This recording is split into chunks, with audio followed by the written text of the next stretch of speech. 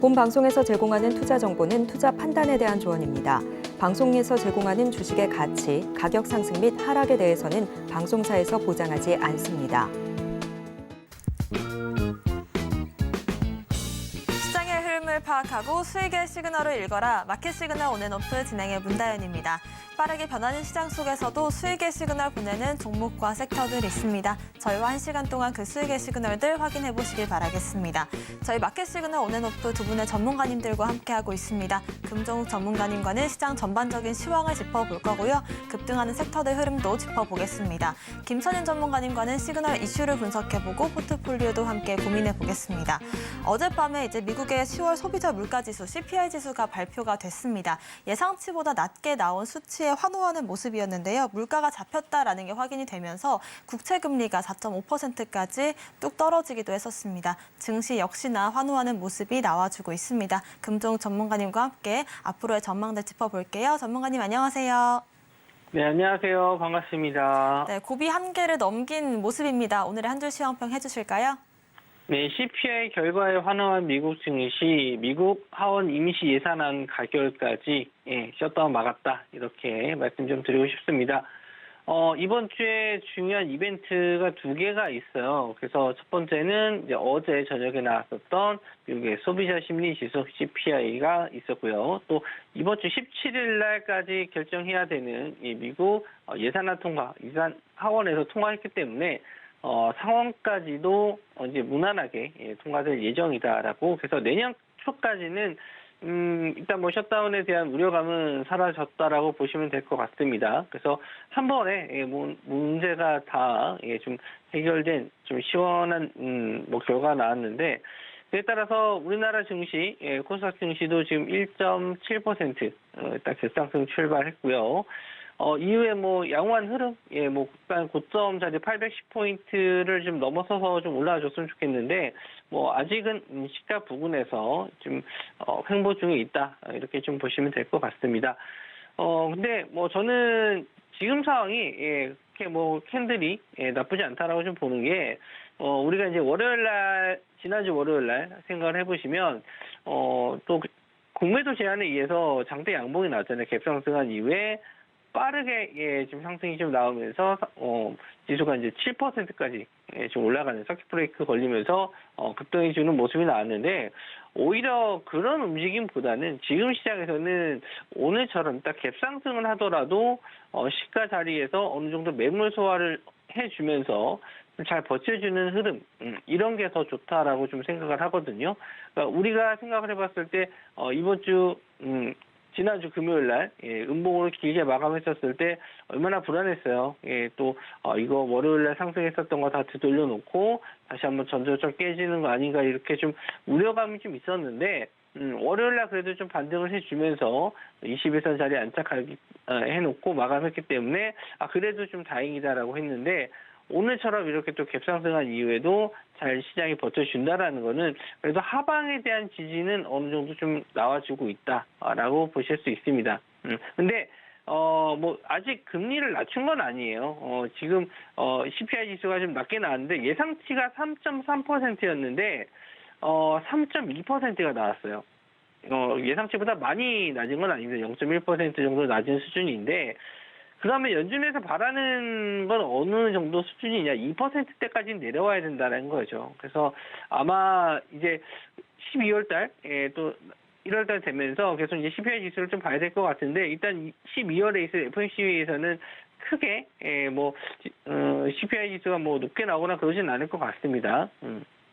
그래서 당분간 이제 금리 인상에 대한 우려감은 좀 많이 수그러들었는데, 이제 얼마만큼 빠른 시기에 금리를 낮추는지가 관건이에요. 그래서 뭐 이제 알지 못하는 뭐 이제 이슈가 또 나온다라고 했었을 때 안 좋은 이슈가 나와서 밀릴 수는 있겠지만, 이미 지금까지 나온 내용으로만 봤었을 때는 지수를 크게 급락시킬 만한 내용은 없다. 전쟁도 지금 이스라엘 하마스 지역도 거의 이제 끝난 건 아니지만 이스라엘 쪽으로 좀 많이 기울어진 모습이고, 우크라이나와 러시아 쪽도 전쟁이 뭐 추가적으로 또 나오거나 물론 뭐 휴전이라든지 중전이라든지 이런 내용에 대해서 나온 건 없지만 예전처럼 전투가 좀 크게 벌어지는 경우도 좀 없었기 때문에 지금 상황에서는 좀 완만하게 지금 다시 한번 정고점까지는 빠르게 올라가기는 좀 어려울 것 같고요. 지금처럼 천천히라도 조금씩 올라가는 모습만 보여준다면은 연말까지 제가 말씀드렸었던 850선까지 재상승은 가능해 보이지 않을까 이렇게 조심스럽게 예측을 해드리고 싶은데 이렇게 됐었을 때 시장에서는 이제 과연 어떤 업종이 또 상승해야 될지 이런 거 좀 체크해 보셔야 될 것 같은데 뭐 오늘 어느 정도 좀 힌트가 좀 됐었을 거예요. 지금 반도체 업종이 좀 상승이 좀 나와주고 있고 2차 전지 쪽도 상승이 좀 나와주고 있는데 2차 전지 쪽은 갭상승한 이후에 좀 약한 모습, 이 반도체 업종은 그래도 좀 강한 모습을 좀 보여주고 있어서 아무래도 반도체 업종이 하반기에는 조금 더 2차 전지에 비해서 강한 흐름을 좀 보여주지 않나 이렇게 좀 보실 수 있는 건데 일단 뭐 엔비디아 실적 발표가 다음 주에 있습니다. 그래서 엔비디아 실적 발표까지는 봐야지 어느 정도 시장 분위기를 알 수 있을 것 같고요. 일단 차트적으로 시장 한번 좀 보면서 말씀 좀 드리도록 할게요. 일단 코스닥 지수인데 일단 오늘 좀 아직 음봉이에요. 일단 갭상승한 이후에 음봉이긴 한데 뭐 그렇다고 이 변동성 자체가 크진 않습니다. 이제 분봉으로 좀 보시면은 갭상승으로 지수가 떴는데 이후에 움직임이 이렇게 박스권의 움직임으로 저점을 깨지 않으면서 잘 버텨주고 있어요. 그러니까 직전에 물려 있었던 이런 이 매물대의 자리를 어느 정도 소화해 준다라고 보시면 될 것 같아요. 이렇게 밀렸었던 부분을 어느 정도 여기에서 이제 물려 있었던 물량들을 좀 빠져나오는 물량들도 있겠죠. 여기서 단기적으로 물려 있었던 물량들이 어느 정도 지금 빠져나오는 물량도 있는데 일단 오후장까지는 봐야겠지만 뭐 어느 정도 살짝 밀려도 크게 문제가 되지는 않을 것 같습니다. 그래서 일단 21선 자리도 이제 돌아서서 올라오는 모습을 좀 보여줄 텐데 우리가 작년에 움직임을 한번 좀 다시 한번 보게 되면은 한 번에 이렇게 반등을 했었을 때 한번 두 번의 바닥 정도, 두 번의 바닥 정도는 확인해야 된다라고 말씀 좀 드렸잖아요. 어떤 구간에서도 마찬가지입니다. 크게 나오든 작게 나오든 두 번 정도의 바닥은 확인해야 돼요. 그래서 여기서도 마찬가지로 한번 상승한 이후에 한번 작은 바닥 정도, 지금 여기서 바닥 한번 나왔고 지금도 775포인트의 바닥이 나왔죠. 그래서 이 직전 고점 자리 850포인트 자리만 뚫어준다면은 이때는 다시 한번 또 상승 추세로 전환될 수 있는 분위기가 좀 될 것 같습니다. 다만 시간적인 부분에서 좀 필요해요. 지금 호재가 될 만한 내용은 딱히 지금 또 나온 건 없습니다. 물론 CPI 지수라든지 셧다운 이슈까지 좀 악재가 해소됐다라는 점에서는 긍정적으로 볼 수 있겠지만 뭐 그렇다고 경기가 살아나서 지금부터 뭐 기업들이 살아나고 투자를 뭐 적극적으로 해야 되는 그런 시점은 아니거든요. 서서히 그런 시점이 다가올 텐데 우리가 이제 뭐 겨울에서 봄이 넘어갈 때 갑자기 막 날씨가 더워지진 않잖아요. 그래서 천천히 하나하나씩 좋은 결과들이 나왔을 때 우리가 생각하는 그런 상승장도 이제는 오지 않을까 이렇게 좀 보고 있는데 뭐 그렇다고 해서 뭐 안심하기는 이릅니다. 그래서 계속 시장을 꾸준하게 관찰하시면서 앞으로 이제 흐름을 좀 잘 체크해 보셔야 되겠다. 그리고 이제 상승할 수 있을 만한 업종을 잘 고르셔야 될 것 같은데 그런 도움들이 필요하신 분들은 저희 노란톡방 들어오시면은 제가 매일매일 이런 상승할 수 있을 만한 업종이나 섹터들 체크해서 말씀을 드리도록 하겠습니다. 네, CPI 지수가 예상치보다 하회한 것은 맞지만 아직까지 연준의 목표치보다는 좀 더 갈 길이 남아 있다라는 점과 금리 인하가 아직 시작된 것은 아니다라는 점을 좀 짚어주셨고요. 그렇기 때문에 완만한 상승으로만 기대를 해볼 수가 있겠다라는 말씀 남겨주셨습니다. 2차 전지주들과 반도체주들이 동반 상승을 보여주고 있는데 둘 중에서는 반도체주들이 조금 더 강한 힘을 낼 가능성이 있다라는 말씀 주셨거든요. 앞으로 반도체주들 어떤 전략 세워보면 좋을지 함께 전략 세워보고 싶으신 분들도 금종 전문가님의 노란톡방 함께 하실 수가 있습니다. 아래 보이시는 QR코드를 스캔하시고 입장코드 1357 누르고 들어오시거나요. 문자 샵 0082번으로 금종욱 보내주시면 저희와 함께 2차 전지와 반도체주들 대응 전략 세워보실 수 있습니다.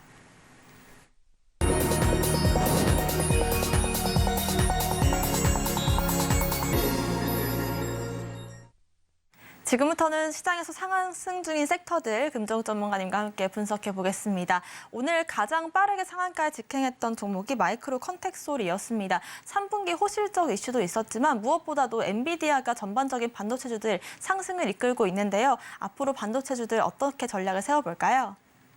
네, 오늘 좀 반도체 업종들이 좀 대부분 상승세가 좀 많이 나오고 있어요. 그래서 특히 이제 중소형주들 쪽에서도 흐름이 좀 좋았고 대형주 쪽도 움직임이 좀 괜찮은 종목들이 있는데 뭐 우리나라를 대표하는 지금 현재 두 업종이 있죠. 2차 전지와 반도체. 예, 그래서 일단은 뭐 반도체 쪽이 뭐 상승이 나오면 2차 전지주들이 좀 조정을 좀 받고 뭐 2차 전지가 올라갔을 때 반도체가 조정을 받는 그런 뭐 시소 게임 같은 움직임이 좀 나와줬었는데 뭐 지금 시장에서는 뭐 둘 다 흐름이 좀 좋지만 그래도 반도체 쪽이 조금 더 기우는 모습을 좀 보여주고 있는데 엔비디아에서 이제 새로운 그 HBM 새로운 AI 반도체가 좀 나왔죠. 그래서 앞으로는 계속 이 발전 가능성적인 면을 봤었을 때는 반도체 쪽이 조금 더 앞서지 않나. 그래서 뭐 그렇다고 2차 전지가 나쁘다는 건 아니지만 2차 전지 같은 경우는 지금 판매량 감소에 대한 부분 우려감이 좀 남아 있는 반면에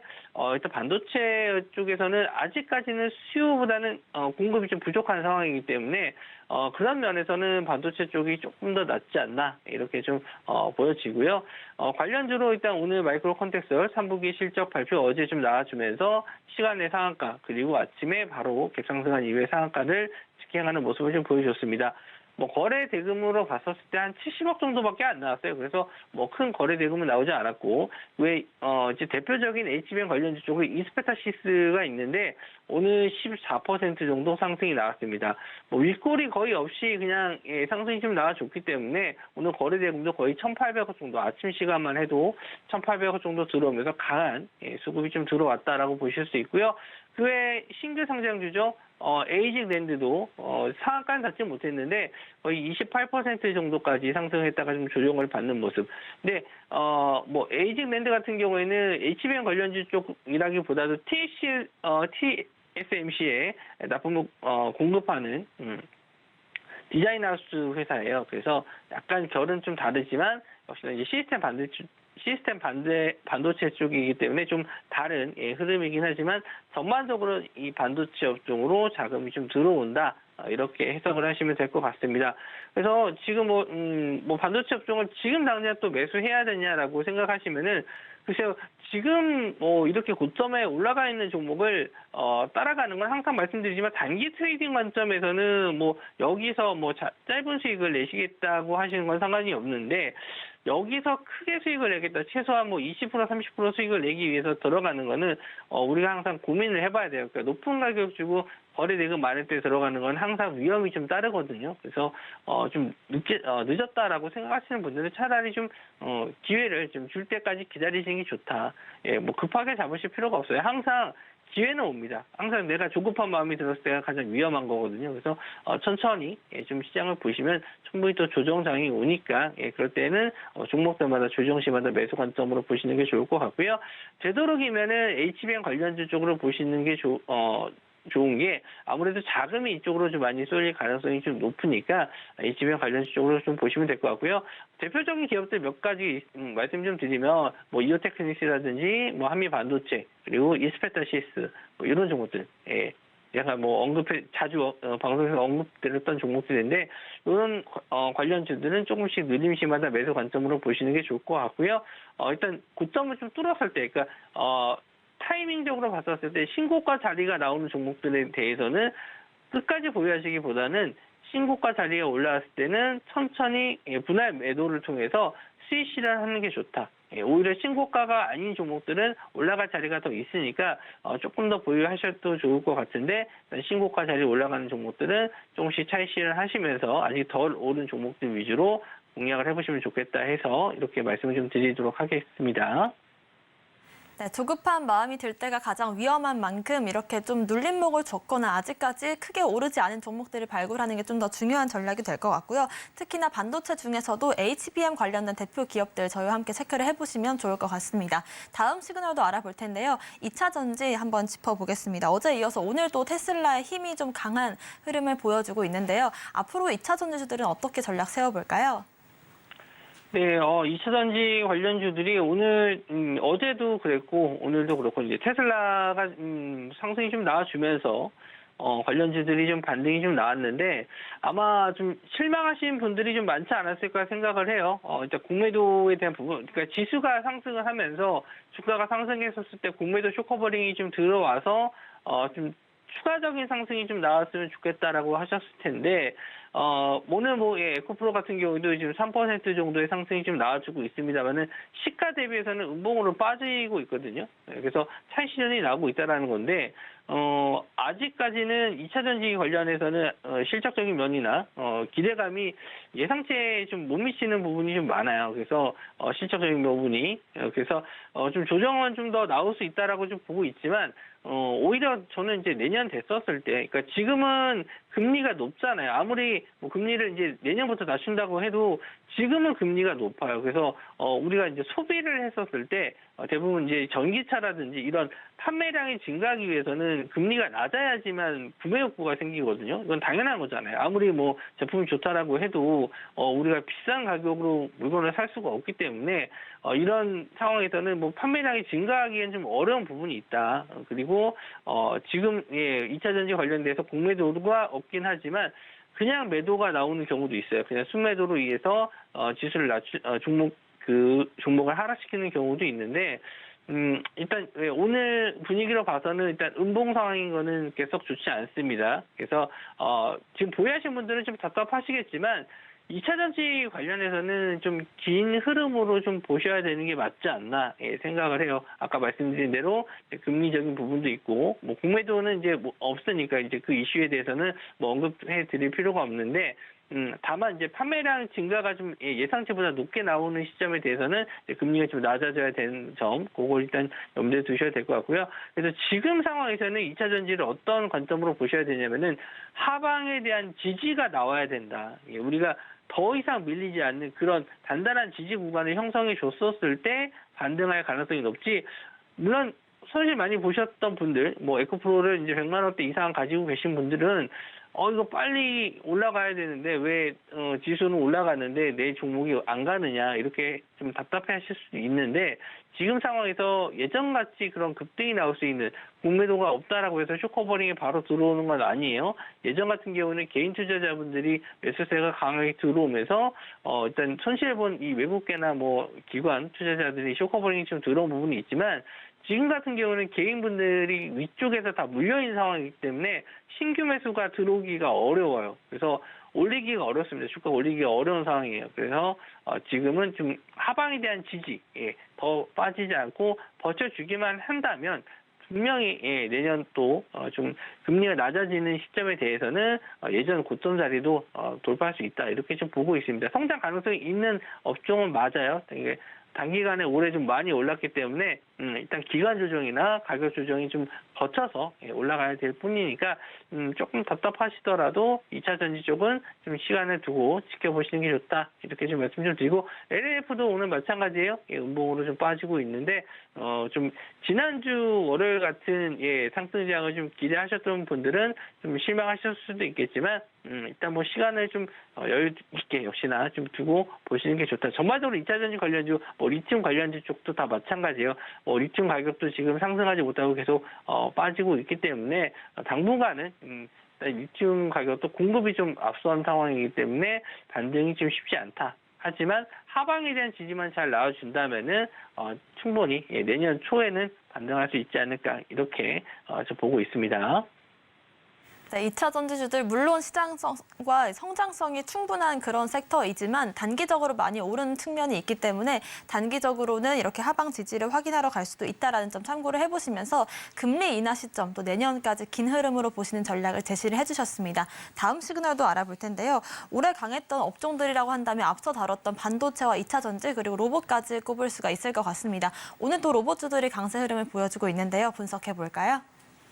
네, 오늘 좀 특별한 이슈는 없었는데 그나마 좀 뉴스를 좀 찾아봤는데 실외 이동 로봇 시대가 온다. 공공시설에 자율주행 가능하게 된다라는 기사 내용도 있었고요.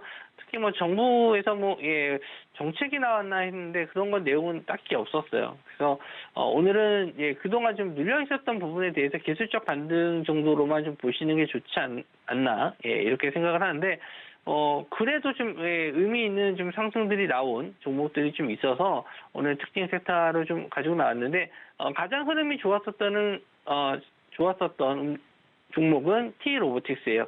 T-로보틱스가 오늘 12% 정도 상승이 나왔고, 기존에 올랐었던 종목들은 이제 유진 로봇도 오늘 상승이 좀 나왔는데, LG전자에서 광양지철소 쪽에 이제 무인 로봇 일단 공개를 하면서 일단 LG전자 관련된 로봇주들이 그나마 좀 상승이 좀 나오지 않았나 이렇게 좀 보는데 거래 대금으로 봤었을 때는 의미 있는 거래 대금이 들어오진 않았어요. 우리가 이제 상승으로 들어갔었을 때 추세가 좀 나오면서 상승 초입부에 들어갔었을 때 특징적인 게 거래 대금이나 거래량 이런 게 좀 어느 정도 증가하면서 좀 올라오는 모습인데 오늘 봤었을 때는 어제 대비해서는 거래 대금이 많이 나온 건 맞아요. 유진로봇이 어제 대비해서 한 270% 현재 시간 대비 봤었을 때 거래 대금이 좀 들어오긴 했거든요. 그래서 오늘 21선 자리를 잘 지지하면서 올라와 준다면 천천히 또 보시는 게 좋지 않나. 그러니까 우리가 올해 좀 강하게 상승했었던 종목들이 AI 쪽도 있었고요, 로봇주도 있었고 2차 전지 관련주들도 있었거든요. 반도체 쪽도 HBM 쪽은 급등해 주는 모습을 좀 보여줬는데 우리가 이제 상승이라고 했었을 때 이제 이런 걸 좀 많이 봐오다 보니까 이렇게 빠르게 급등하는 종목들을 좀 원하시는 분들이 많으실 거예요. 그런데 앞으로는 제가 바라는 상승은 그렇게 급등하는 업종이나 섹터들은 좀 많이 없을 것이다. 차라리 좀 천천히 좀 시간을 두고 좀 보는 종목들이 좀 많아질 것이다라고 좀 보는데 금리가 확실히 좀 인하되는 시점까지는 그런 흐름은 좀 잘 안 나올 것 같아요. 그래서 좀 12월에 연말은 원래 그 연말 시즌이 되면은 거래 대금이 좀 줄기 마련이거든요. 그러니까 휴가도 많이 가고 우리나라는 휴가가 잘 없지만 외국계 증권사라든지 외국인들 같은 경우는 연말 시즌에 일을 잘 안 해요. 그래서 증시도 좀 조용한 분위기로 많이 흘러가거든요. 그래서 일단은 지금 다음 주에 이제 블랙 프라이데이가 있는데 추수감사절이 있는데 그 이후로 아마 좀 그 소비에 대한 부분이 좀 어느 정도 좀 가늠이 좀 될 것 같습니다. 그래서 그런 것도 좀 보시면서 시장을 좀 천천히 지켜봐야 될 것 같고요. 로봇주들은 오늘은 좀 긍정적인 시그널 보고 있습니다. 앞으로 좀 상승했었던 부분에 대해서 많이 조정을 좀 받은 부분도 있고 일단 2차 전지 쪽도 좀 마찬가지긴 한데 로봇 쪽도 이제 좀 눌림 이후에 반등을 천천히 줄 만한 시점이라고 좀 보고 있어요. 그래서 로봇주들도 대장주 위주로 한번 좀 보시는 게 좋지 않나. 그래서 이따가 이제 공략주도 한번 좀 말씀 좀 드리긴 할 텐데 일단 로봇주들은 단기적으로 반등 가능성이 있어 보여서 지금 오늘 T-로보틱스도 반등 나왔지만 유진 로봇이라든지 레인보우 로보틱스 이런 대장주 역할을 했었던 종목들은 일부 포트에 좀 편입을 해보셔도 좋지 않나 이렇게 좀 보고 있습니다. 네, 그렇습니다. 오늘 같은 경우에 로봇주들이 큰 이슈는 없지만 단기적으로 좀 크게 올라와주는 모습이 나보고 있는데요. 추가적으로 공략할 수 있는 종목들이 있을지는 저희가 추가적으로 노란톡방 통해서 말씀을 드리도록 하겠습니다. 아래 QR코드를 스캔하신 뒤에 입장코드 1357 누르고 들어오시거나요. 문자 샵 0082번으로 금종욱 보내주시면 저희와 함께 로봇 관련주들 대응 전략 세워보실 수가 있을 것 같습니다. 저희가 오늘 장 초반에도 이렇게 또 다뤄봤던 내용들이 있는데 추가적으로 리뷰할 만한 종목들도 있을까요? 네, 주기적으로 이제 하나투어에 대해서 말씀 좀 드렸는데 오늘 뭐 3.7% 5만 원대 자리에 올라왔어요. 예, 5만 원대 자리에 안착을 해주면은 5만 5천 원 정고점 부분까지는 볼 수 있는데, 예, 뭐 이거는 뭐 급등하는 종목은 아니라서 예, 천천히 좀 지켜보시면 될 것 같고요. 그리고 공략주를 제가 아침에 레인보우 로보틱스를 드렸습니다. 그래서 뭐 지금 약간 수익 중이에요. 뭐 그게 큰 수익은 아닌데 일단 대장주 쪽을 보시면 좋다라고 말씀 좀 드렸고, 오늘 뭐 16만 원 정도까지만 좀 안착이 돼준다라고 하면은 전고점 자리 충분히 좀 노려볼 수 있고, 이런 자리가 이제 거래량 터지면서 올라오게 되면은 급등하는 경우도 종종 있거든요. 근데 지금 상승할 만한 이슈가 좀 딱히 나온 게 없는데 차트적으로 봤을 때 거래 대금이 조금씩 증가하면서 뭐 올라와 준다면 이제 이번 주에 이제 내일 수능하고 뭐 금요일까지 봤었을 때 16만 원 정도만 안착이 돼준다면 다음 주 정도에는 한번 전고점 테스트하러 올라가는 상승은 한번 나올 수 있는 흐름이 나올 거라고 좀 보고 있어서, 레인보우 로보틱스 지금 제가 노란톡에 드렸던 자리에서 조금 올라와 있는 상황이기 때문에 지금 방송 보신 분들 입장에서는 지금 매수보다는 분봉상 좀 눌림 주는 자리들, 아마 눌림을 주면 뭐 15만 9천 원에서 15만 8천 원 구간, 요 시가 자리 부분 정도로만 좀 눌림을 좀 줬었을 때 이런 자리들 구간에서 공략을 해보시면 좋다, 이렇게 좀 말씀 좀 드리도록 하고요. 지금 방송 보시는 분들 계속 제가 이 레인보우 로보틱스에 대해서는 좀 추가적인 내용들은 노란톡에서 말씀을 드리도록 하겠습니다. 네, 레인보우 로보틱스 같은 경우에는 로봇주의 대장주라고 할 수가 있겠는데 오늘 시초가에 이 방송 전에 저희가 노란톡방 통해서 공략을 했던 종목이었습니다. 추가적인 전략 같은 부분들도 저희가 노란톡방 통해서 말씀을 드리도록 하겠고요. 문자샵 0082번으로 금종욱 보내주시거나 아래 보이시는 QR코드를 스캔하시고 입장코드 1357 누르고 들어오시면 저희와 함께 오후장 대응 전략도 세워보실 수가 있을 것 같습니다. 오늘 말씀 주신 금종욱 전문가님과는 여기서 인사드릴게요. 고맙습니다.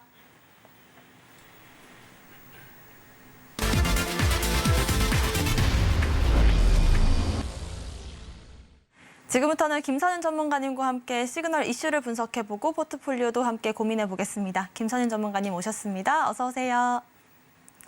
네, 저희가 항상 수급 공백을 체크하자라는 말씀을 강조했었는데 오늘 외국인과 기관들이 좀 들어온 것 같아요. 어떻게 보고 계실까요? 이게 이제 중요하게 보셔야 될 게 다른 것보다도 좀 이따 말씀드리겠지만 셧다운 우려감 자체가 해소가 돼버렸어요. 그러니까 이게 1월, 2월까지 예산안 자체가 임시 예산안이 잡혀주면서요. 미국 쪽에서.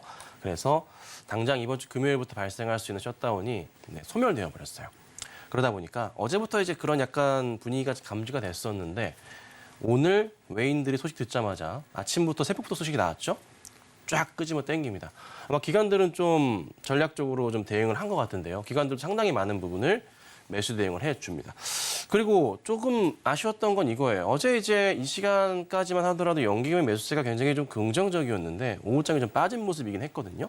그런데 오늘 뭐 어쨌든 들어와 주긴 합니다. 그래서 추이는 좀 봐야겠지만 뭐 그렇게 부정적이진 않다 말씀드리고, 또 하나 보는 게 역시나 이제 금융 투자 쪽 기관 물량들, 고유자산인데요, 기관들의. 이 물량들 자체가 최근에 이제 한 달 동안 2조 원 이상의 매수가 잡혀 있어요. 거의 개인들의 물량을 쌍끌이 매수해 가는데 셧다운 우려가 사라진 만큼 중요한 포인트가 이제 더 다가올 것 같은데 뭐냐면요. 이제 우려가 사라졌으니까 12월 달에 FOMC 점도표 되게 중요하게 보셔야 돼요. 그것 때문에도 좀 시장이 좀 괜찮을 것 같긴 한데요. 어찌됐든 12월까지 아마 랠리를 이어갈 가능성이 지금 높아졌습니다. 셧다운 우려감이 해소가 되면서요. 그래서 이래저래 괜찮은 시장이니까요. 차분하게 지켜보시고 긍정적인 내용이 좀 필요할 것 같습니다. 네, 시장을 짓눌렀던 셧다운 우려감이 해소가 되면서 시장에 훈풍을 가져올 수 있겠는데요. 12월 FOMC 회의까지 해서 어떤 전략을 세워보면 좋을지는 저희 노란톡방 통해서 제시를 해드리도록 하겠습니다. QR코드 스캔하시고 입장코드 1357 누르고 들어오시면 좋을 것 같습니다. 오전 시그널은 화면으로 정리해보겠습니다. 오늘의 오전 시그널 이슈는 안정되는 CPI와 국채금리입니다. 셧다운과 CPI, 금리 이렇게 세 가지 확인해야 될 키워드들이 시장에 있었죠. 셧다운 우려감은 사라졌고 미국의 10월 CPI 지수는 예상치를 하회했습니다.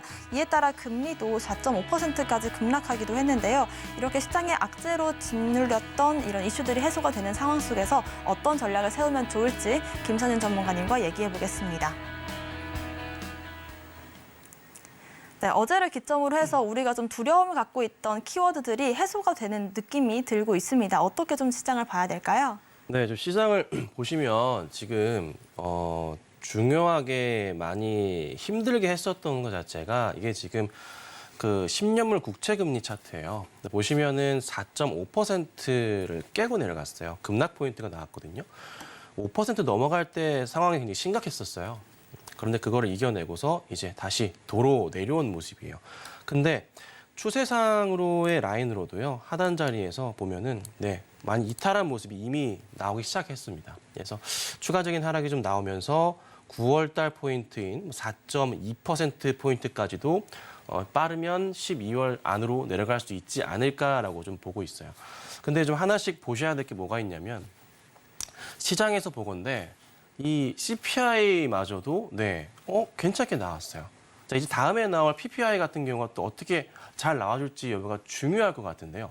근데 시장에서는 이미 분위기 자체는 어떤 분위기냐면 필요 없다. 이미 시장 자체 괜찮다. 이제는 금리 인하에 대한 부분을 봐야 되는 거고 금리 인상 자체는 이제 더 이상 의미가 없고 연준에서 이제 그에 대한 답을 12월 점도표에서 보여주면 된다는 게 시장의 조금 전문가들의 중론으로 자리를 잡고 있는 거예요. 그러니까 전체 상황에서 봤을 때 이게 셧다운 우려감 때문에 약간 불안했던 게 있었지만은 이게 생각보다 빨리 풀렸어요.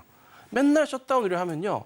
거의 끝자락 가가지고 날짜 임박해가지고 해소를 하거나 아니면은 약간 임시적으로 1주, 2주만 연장해가지고 해소했었잖아요. 그렇죠? 기억나시죠? 근데 이번에는요.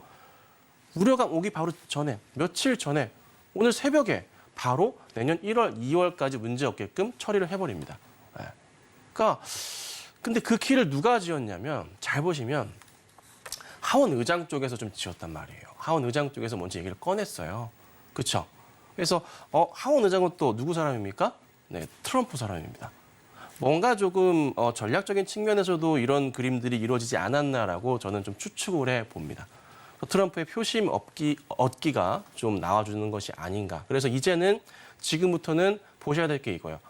내년 1월, 2월에 셧다운 다시 우려가 생길 수 있는데 미국에서 그때가 또 무슨 일이 발생하죠?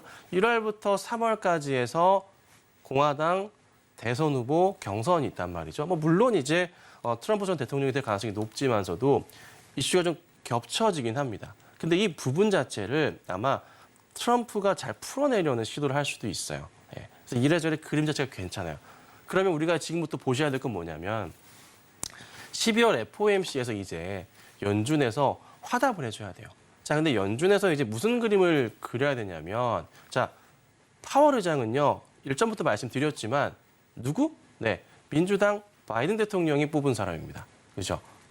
뭔가 힘을 실어줘야 됩니다. 민주당 쪽에다가. 민주당이 우선 지금 상황에선 케네디 쪽이랑 갈라서면서 좀 약간 민주당 분위기가 안 좋은 건 사실이지만 그래도 힘을 실어줘야 됩니다.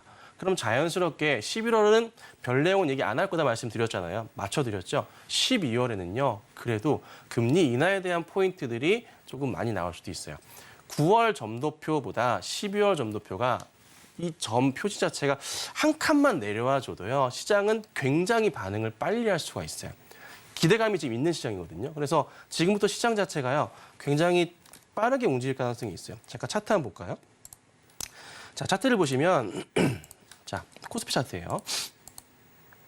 코스피 차트에서 보시면 큰 바닥을 확인하고서 반등이 나오기 시작했는데 지금 2,500포인트까지 단 하루 만에 갔다가 일주일 내내 힘들었다가 이번 주 다시 이제 시도를 하고 있어요. 근데 셧다운 우려가 오늘 해소되면서 주가 급등이 나오고 있습니다. 이게 11월 내내 갈 거고요. 12월까지 이어집니다. 그러면 셧다운 우려가 해소만 된다면 저는 랠리할 수 있다고 봤는데 11월 랠리 가고 12월까지 FOMC 기대감이 커지기 때문에 시장이 2,500 문제가 아니라 2,600 이상으로도 볼 수 있는 시장이 지금 연말까지 열려버렸어요. 그러니까 지금부터는 주식을 하시는 데 있어서 대응을 괜찮게 하시는 게 좋아요. 그러니까 저도 사실 휴식을 좀 취하는 게 어떨까 싶었지만은 올해 연말은요, 제가 좀 스탠스를 바꾸자면 좀 주식을 하셔야 되는 시장이 온 것 같아요. 예, 연말까지 해서는.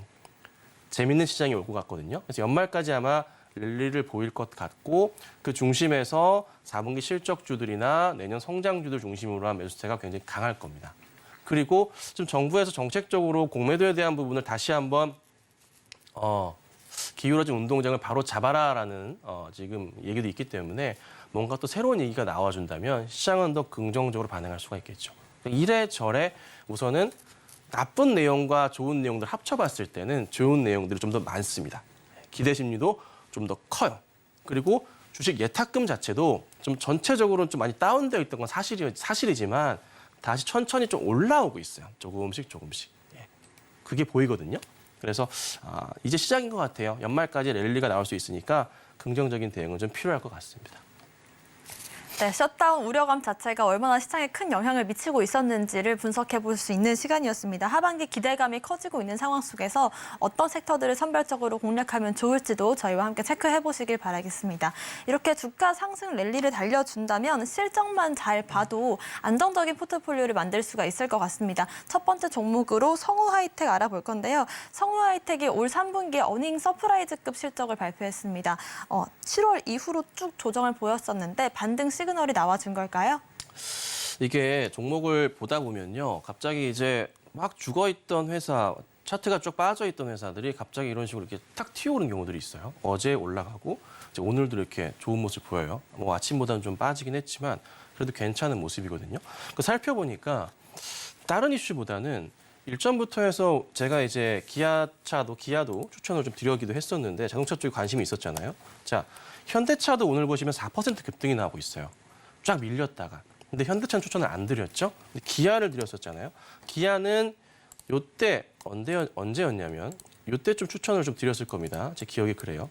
그리고 나서 잘 가다가 다시 좀 깨지는 듯 했는데 바닥 라인 지지하면서 다시 오늘 또 급등이 나옵니다. 또 다른 종목도 볼게요. 현대모비스 같은 경우에도 차트가 완전 되돌림 반등으로 돌려세우는 모습이거든요. 그러니까 자동차 이제 국내 대형 3대장들의 모습 자체가 나쁘지가 않아요. 살펴보니까 자동차 업황에 대한 부분도 사실 상당히 개선사항이 크고 이익에 대한 부분도 괜찮고 4분기 실적에 대한 부분도 굉장히 좀 크게 자리를 잡는 것 같아요. 그러니까 전체적으로 글로벌 자동차 경기 자체가요. 나쁘다고 했지만서도 3분기 괜찮았고 4분기도 괜찮은 모습이 나오고 있어요. 거기에다가 조금 주춤했었던 테슬라의 주가의 방향성 자체도 최근에 다시 한번 상승을 좀 주다 보니까 이래저래 같이 영향을 좀 받는 것 같아요. 거기에 이제 부품주들, 대표적인 부품주겠죠. 성우하이텍 같은 경우에도요.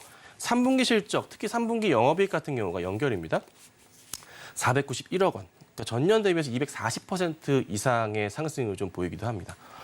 4분기도 좋다는 거죠. 제가 3분기 실적 좋은 회사들이 4분기도 굉장히 좋을 거다라고 좀 말씀을 드리고 있잖아요. 그 여지없이 그 모습을 보일 가능성이 높아요. 그래서 물론 오늘 이제 어제 오르고 오늘 급등이 나오다 보니까 차익 실현 물량이 좀 나올 수는 있는데 조금 중기적 관점에서 봤을 때 연말까지 자동차 업황 전체 부품주들 흐름 대부분 자체가 조금 랠리를 보일 가능성이 높다는 판단을 해요. 특히나 이제 성우하이텍 같은 경우 차트를 보자면요. 지켜야 될 라인들은 있었어요. 어떤 라인이냐면 자, 5월, 4월, 5월 라인의 하단 자리들, 나름 박스 자리를 볼 수 있는 자리가 이런 자리들이 박스 형성이 좀 되어 있는 자리라 볼 수가 있거든요. 매물벽도 좀 두껍고 여기 돌파 시도를 하는 과정이기 때문에 오늘 윗꼬리가 달리는 거는 맞아요. 그럴 수 있어요. 근데 이게 다시 실적에 대한 기대감 때문에요. 여기 자리, 그러니까 여기 언제냐면 5월입니다. 5월 고점 자리 돌파하는 흐름이 나와주면서 10,000원대 안착이 우선 나올 거예요. 조만간. 그리고 나서 다시 여기를 봐야 되긴 하겠죠. 근데 사실 10,000원대 이상부터는 뭐 13,000원, 4,000원, 5,000원까지 상당히 상승이 힘들 수는 있어요. 근데 10,000원까지는 가벼울 수 있거든요. 그래서 크게 보지 마시고 우선은 짧게나마 조정 나온다면은 10,000원대까지는 한번 노려볼 수 있는 종목으로 보시는 게 어떨까. 그게 아니시라면 다른 종목도 괜찮아요. 현대도 괜찮을 것 같고요. 기아 같은 경우에도 바닥을 다지는 중이니까 아마 반등이 괜찮게 나올 겁니다. 그래서 자동차주 업종 전반으로 해서 아마 추세적으로는 이 흐름이 유지될 가능성이 높다. 그래서 긍정적인 시그널이 발생했으니 관심 가지셨으면 좋겠습니다.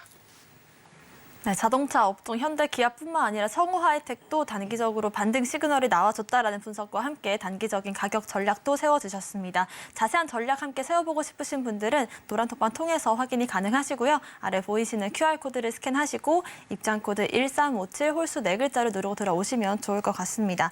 저희가 지난주에 이 11월 7일이었습니다. 정확히 하이브와 이 넷마블의 블록딜 관련된 이슈를 다루면서 하이브는 앞으로 주가가 빠질 것이고 넷마블은 주가가 오를 것이다. 넷마블에게는 호재다라고 이 이슈를 분석을 해주셨는데요.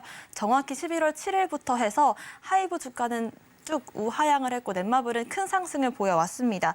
오늘도 좀 넷마블이 일주일 만에 급등을 보여주고 있는데 리뷰 개념으로 다뤄보면 좋을 것 같아요. 네, 넷마블이 얼마 전에 이제 하이브 지분 한 5천억 가량 블록 딜을 진행을 했어요. 그래서 실탄을 확보하는 모습이었습니다. 그리고 나서 이제 최근에 보시면은 게임주들의 흐름이 또 괜찮아요. 전체적으로 뭐 퍼블리싱 비롯해서 뭐 중국 쪽 이슈도 비롯해서 네, 이래저래 긍정적인 시그널이 상당히 좀 많이 나와주고 있습니다. 그래서 게임주들이 잘 성장을 하고 있는 그런 모습들이 많이 보이는데 넷마블 같은 경우에도 지금 최근 보시면은 실탄 확보 포인트도 있지만 기본 이제 상당히 안 좋았던 게임들이 많았지만서도요. 뭐 세븐나이트 키우기나 뭐 등등 몇 가지 게임들 자체가 굉장히 좋은 실적을 좀 보여주면서 주가를 좀 붐업시키고 있긴 해요.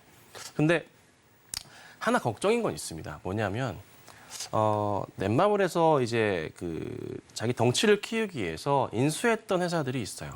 근데 인수할 때 잘 아시겠지만 기업 금융을 끼고 하잖아요. 그런데 금리가 원체 높아진 상황이기 때문에 그에 따른 이자 부담은 있습니다.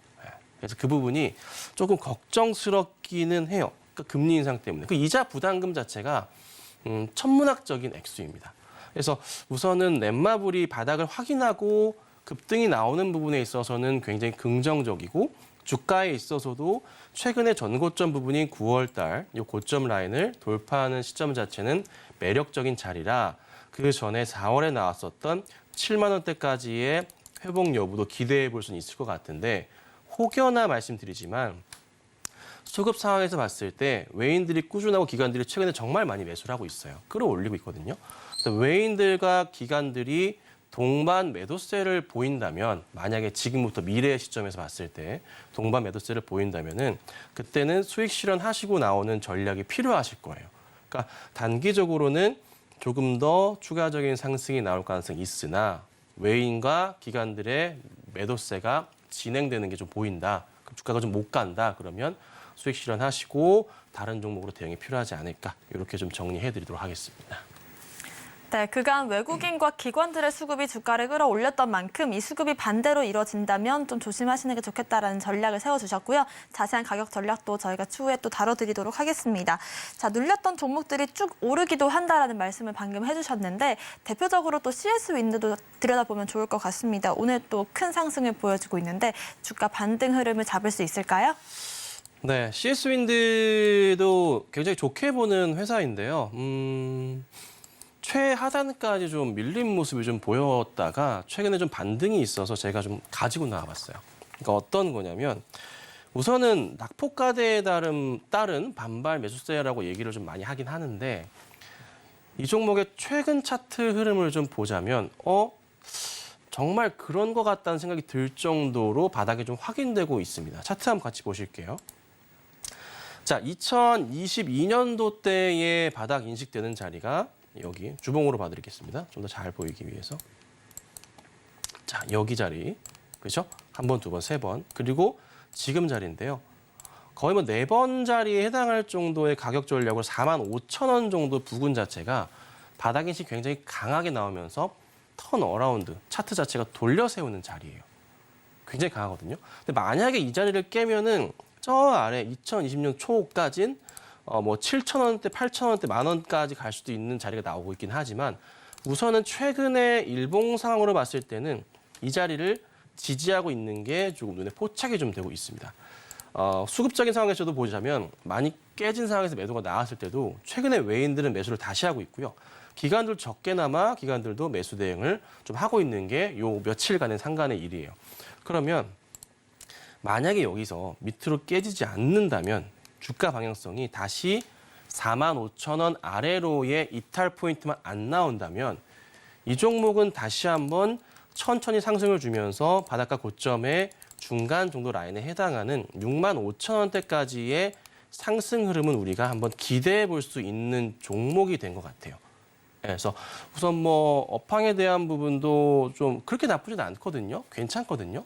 실적에 대한 부분이 좀 실망스러운 부분도 있었지만 그래도 괜찮다고 봅니다. 그래서 저는 수급이 이제 좀 돌아오는 것 같기도 해서 혹여나 안 깬다, 45,000원을 안 깬다면은 많이 보여 계신 분들 많을 텐데요. 충분히 65,000원까지 올 수 있으니까 그 가격대 보시고서 다시 한번 대응하시는 게 어떨까. 그래서 저는 관심을 좀 줘야 되는 차트 상황이 온 종목이라 오늘 한번 가지고 나와봤습니다. 네, CS 윈드 역시나 반등 흐름을 잡아볼 수 있기 때문에 가격적인 전략도 제시를 해주셨습니다. 자, 오후장에 가면서 우리가 또 이제 앞으로 주가 랠리를 기대를 해본다면 어떤 전략을 세워보면 좋을까요? 네, 이제 오늘 장 초반에 이제 말씀드렸던 대로 해서 시장이 조금 굉장히 재밌게 많이 흘러갑니다. 전체적으로 봤을 때 좀 불안했던 것 자체가 이제 당장 코앞에 있었던 게 이번 주 부분이 셧다운이었는데 완전 해소가 돼버렸어요. 그러면서 제가 말씀드린 대로 해서 이제는 어떻게 해요? 네, 점도표 보셔야 되고요. 연말까지 랠리가 이어질 겁니다. 근데요, 그 점도표에서 만약에 연준의 의원들이 우리가 기대했던 것보다 조금만 더 예상의 점도표, 점이 좀 아래로만 찍힌다면 금리 인하에 대한 포인트가 9월 달보다 아래로만 찍힌다면 정말 금상첨화인데 사실 그럴 가능성은 좀 낮아 보이긴 하거든요. 그러니까 예상은 9월 달과 12월 달의 점도표가 큰 차이는 안 날 겁니다. 예. 그래도 이 연준 의원들의 뉘앙스 자체가 금리 인하에 대한 포인트를 좀 많이 보여주잖아요. 뭐 예를 들어서 내년 우리가 이제 하반기가 상반기 안으로 금리 인하를 할 수 있다고 하는데 그에 화답하는 내용을 좀 보여주기만 해도요. 시장은 계속 랠리를 할 수가 있어요. 근데 중요한 것은 근데 기대 심리 자체가 지금 우리가 좀 앞서고 있어요. 그래서 11월 셧다운 우려가 없어져 버렸고요. 12월 FOMC 기대감이 좀 커지잖아요. 지표 자체가 좋게 나왔잖아요. CPI 같은 경우도. PPI도 기대가 좀 커지고 있죠. 그러면 자연스럽게 어떻게 될까요? 시장은요. 네, 꿈을 먹고 자라기 때문에 심리로 작용하기 때문에요. 올려치게 되어 있습니다. 주가가 많이 갈 거예요. 아마 시장이 12월까지 해서 2,600포인트 이상으로 전 칠 거라고 보고요. 만약에 좀 더 좋은 모습을 보인다면은 그 이상도 볼 수가 있는데, 자, 코스피 차트 한번 봐볼게요. 자, 많이 힘들었었던 이제 8월, 9월, 10월 시장이었잖아요. 그렇죠? 정말 힘들었습니다.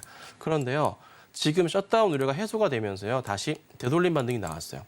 2,500포인트까지는 지난주 흐름 다시 볼 수가 있는 거고, 그 다음 제가 보는 건 이거예요. 악재 자체가 없어요, 연말까지요. 악재가 나올 수 있는 건 있죠. 뭐가 있냐면 이스라엘 가자 지구 쪽이 갑자기 말도 안 되는 상황이 터져버려가지고 중동 전쟁 얘기가 확 불거지거나, 그죠? 아니면 뭐 미국 쪽에 또 뭐 이란이나 여타 중동에 또 테러 집단이 미국을 중심으로 한 대형 테러를 한다거나 이런 일이 발생하지 않는 이상은 시장은요 지금 악재거리가 없어요. 그래서 연말까지는 랠리를 갈 수밖에 없는 상황이에요. 근데 이 상황에서요 잘 보세요. FOMC에서 상황이 분위기가 좋게 만들어놨는데 셧다운도 그냥 임시 예산 1월 2월로 밀어버렸잖아요. 오케이. 그런데요 그 상황에서 봐보세요. 연준 의원들이 FOMC에서 지금 이 분위기에서 고춧가루를 뿌릴 수 있을까요? 과연? 고춧가루를 뿌려버리면요. 표심에 대해서도 굉장히 안 좋아져요. 바이든 쪽에. 그렇죠? 그러니까 얘기를 하더라도요. 막 매파적인 얘기 자체를 세게 할 수 있는 연준 의원들은 많이 없을 거예요. 전체적인 분위기 자체는 긍정적으로 끌어올려질 거예요. 이 상황에서 더 이상 안 좋은 얘기를 하면요. 매장당해요. 그 분위기가 조금씩 형성되는 것 같아요. 분위기 자체가. 그래서 걱정보다는 보셔야 될 것 같고 그러면 이제 2,500은 아마 빠르면 이번 주에 도달할 수 있을 것도 같고요. 아니면 다음 주 초에 도달할 가능성이 높고 이걸 돌파한다면은 이제 11월 안으로도 2,600포인트 아니면 12월 초중반까지 해서 2,600 돌파하면서 여기 전고점이었던 8월 1일이 2,668포인트거든요. 이 자리 수치 자체가 빠르면 한 달 아니면 한 달 반, 2달 안으로는 도달할 가능성이 높다고 봅니다. 그리고 나서 다시 이제 셧다운 우려가 1월, 2월에 발생을 하겠죠. 근데 그건 이제 아마 뭐 공화당 쪽이나 민주당 쪽에서 자연스럽게 해결을 하는 그림으로 갈 거예요. 그래서 그거는 걱정하실 필요가 지금 이제부터는 없는 것 같아요. 그래서 시장은 긍정적인 상황이니까 차분하게 보시고 대응하시고 아마도 정부 정책적인 측면에서의 이 공매도에 대한 우려감만 해소시켜 준다면은 조금 더 강한 시장이 되지 않을까 이렇게 좀 보고 있습니다. 네, 시장 하반기 이 상승 랠리를 기대해 볼 수 있는 전반적인 시장 분위기를 짚어주셨고요. 다만 이제 12월 점도표와 공매도 관련된 이슈들 저희와 함께 체크를 해보시면 더 안정적으로 여러분들께서 매매를 하실 수가 있을 것 같습니다. 자세한 시장 분석들은 저희가 노란톡방 통해서 해보도록 하고요. 아래 보이시는 QR코드를 스캔하시고 1357 홀수 4글자를 누르고 들어오시면 확인해 보실 수가 있을 것 같습니다. 문자샵 0082번으로 김선윤 보내주셔도 저희와 함께 하실 수 있는 링크 보내드리도록 하겠습니다. 오늘의 핵심 내용 화면으로 정리해 보겠습니다. 마켓 시그널 온앤오프 오늘의 핵심 정리입니다. CPI 결과가 나오고 또 하원 임시 예산안 가결이 나오면서 미국 증시는 환호를 보였습니다. 오늘 장 상승 섹터로 반도체와 2차 전지, 로봇주들 흐름 짚어봤고요. 오후장에서는 셧다운 우려가 해소된 만큼 이제는 점도표를 보자라는 말씀 남겨주셨습니다. 저희가 방송 중에 드리는 정보는 전문가님들의 조언일 뿐입니다. 참고만 하시길 바라겠고요. 서울경제TV와 서울경제신문을 사칭한 피해 모두 조심하시길 바라겠습니다. 오늘 저희가 준비한 소식은 여기까지입니다. 시청자 여러분 고맙습니다.